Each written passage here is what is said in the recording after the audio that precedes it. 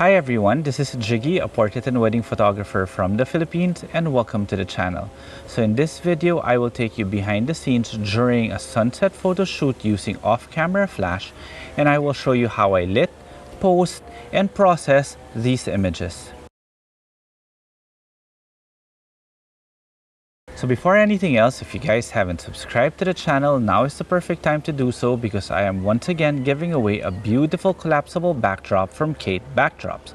This backdrop is a 1.5 meter by 2 meter dual-sided non-reflective backdrop, and the best thing about this giveaway is I will make the winner choose the specific design they want for their collapsible backdrop. And to join is very easy. All you have to do is follow the mechanics in the description below. So as I said in my intro, I am taking you behind the scenes during an actual sunset photo shoot here in La Ia, Batangas. We're preparing now for a sunset shoot with our dancers from Halili-Cruz School of Ballet. And the modifier that I'm going to be using is the Magmod Magbox with 24-inch Octa.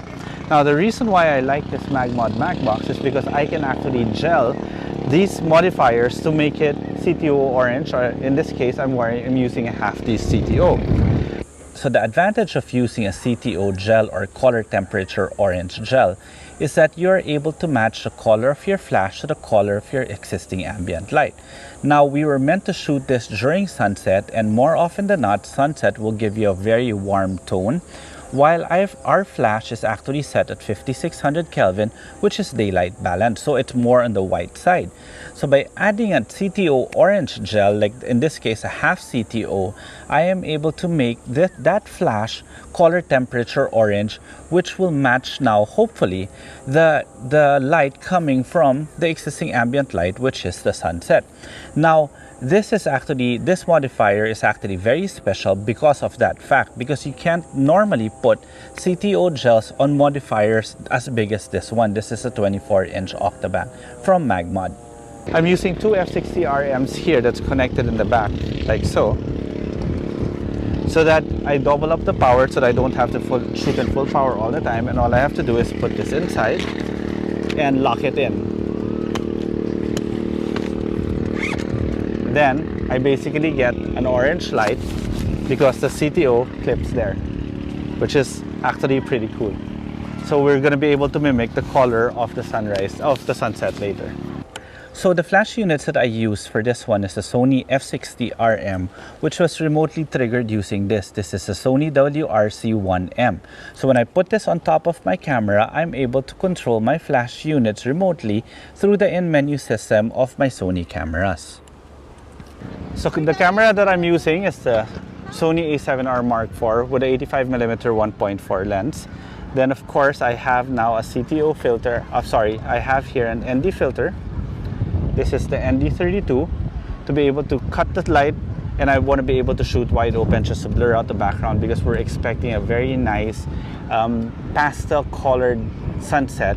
And if we blur that out using a 1.4 lens, it'll give like the feel of a painting, which is what we're going for now. It's like a fine art type of pose.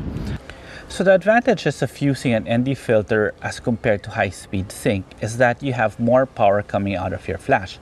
The downside of high-speed sync is that it takes up so much power that sometimes these small speed lights lack the power to be able to overpower the sun. Now, more or less during sunset, it's actually okay. It's safe for you not to use an ND filter and just go on high-speed sync. But since I knew that this shoot was going to be fast, I took extra precaution already and just used an ND filter so that it would be easier for me to draw as much power as I can if needed from my Sony flash unit. Okay, so basically that's all that we're going to be doing. Now, my camera right now is actually set at f1.4 1/250, which is basically the flash sync speed of my camera. Then maybe I might bring in more ambient light later. Really depends on how I want the existing scene to look like.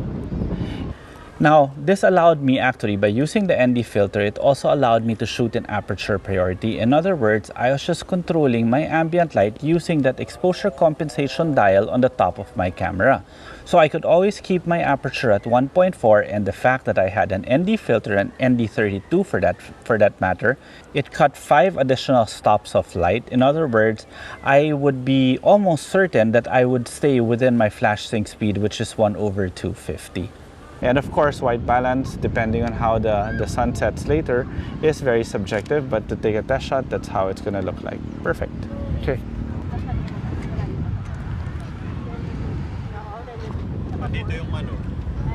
Yeah, exactly. That's why she got lucky. So you can see now, I actually stood up from my very comfortable position, having my camera on the tripod, because the sun normally sets on the left side and we get beautiful, beautiful color, somewhat center of the pier that we were shooting in. But of course, we really can't control the sunset or how the colors will come out. All of a sudden, it came out on the left side. So I immediately had to shift my position. And that's the thing that I was telling you about earlier. I needed to be quick and fast in order to be able to capture this sunset. Ilaw dito. Ilaw dito. Don. Yan. Like that? There. Okay. Yan? Soft arm. Soft masyadong... Wait. Wow! Immediately in that first image, you could already see that the color from my flash was matching the color that was coming from the existing ambient light. And that is the reason on why I had to put in a CTO orange, or at least a half CTO orange gel, to be able to do that. How? Wow! Piwi, come! Okay. Hala, uupo pa dyan. Wait lang. Alexa. Yan.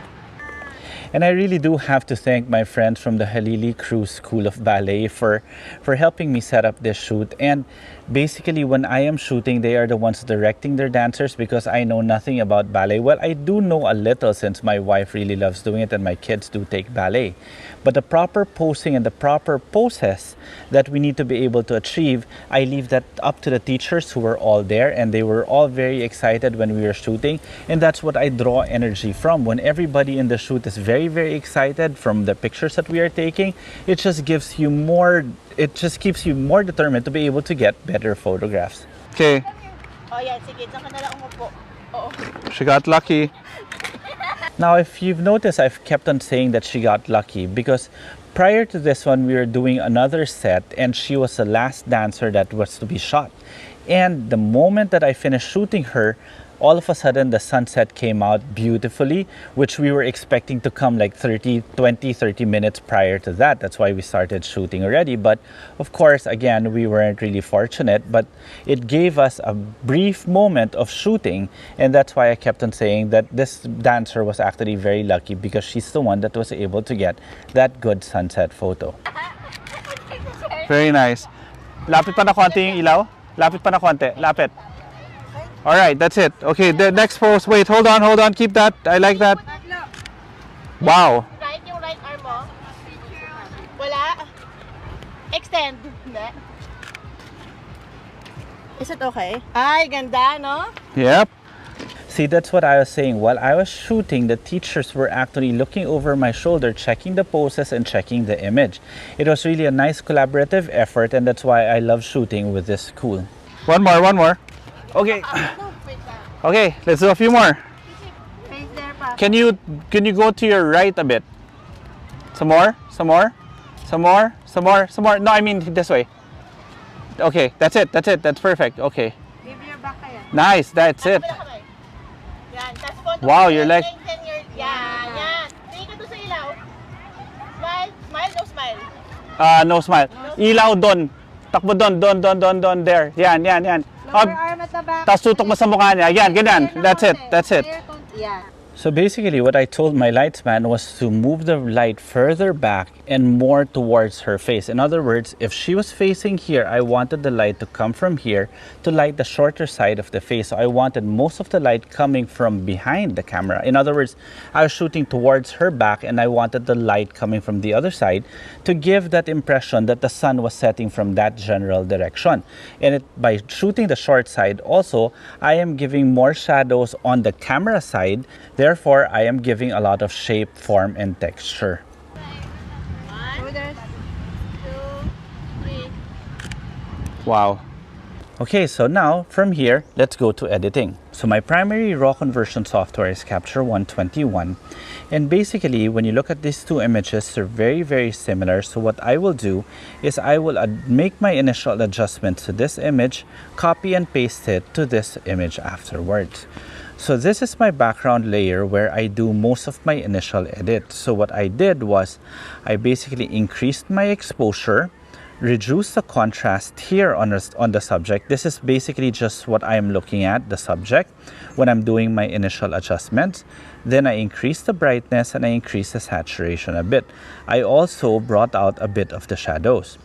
Now from here, I now put in another background layer, and this layer is the one that brings back the background to the way it was originally shot. In other words, I brought down my exposure and I increased my contrast.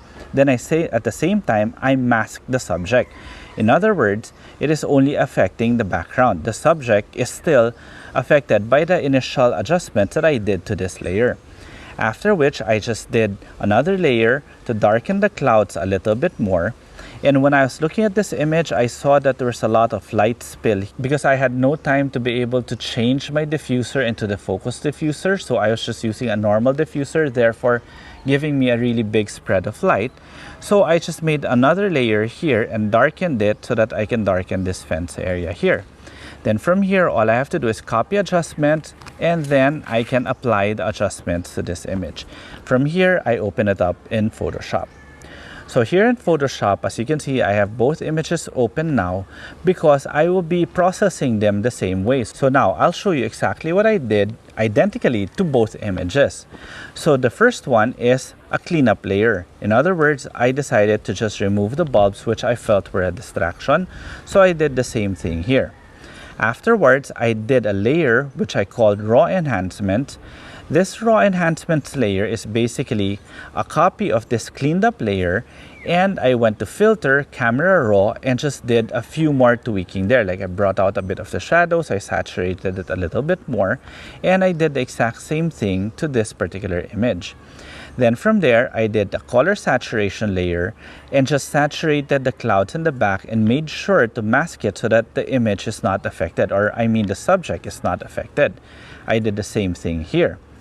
After which, I merged the layers. The merging is basically Command-Alt-E for Mac users. It just merged these three layers into one so that I could sharpen the image. So when I sharpen the image, I make sure not to sharpen the background, but rather just to sharpen the subject so that she pops out. And I did the exact same thing here also, did a merge layer and a sharpening layer. And that was basically it. So I hope you guys enjoyed this video, and if you have any questions, feel free to leave them in the comment section below. And also don't forget to subscribe to the channel so that you get a chance to win that beautiful Kate backdrop that we are giving away for this month. And you can check the rest of the mechanics in the description below. Okay, so till the next video,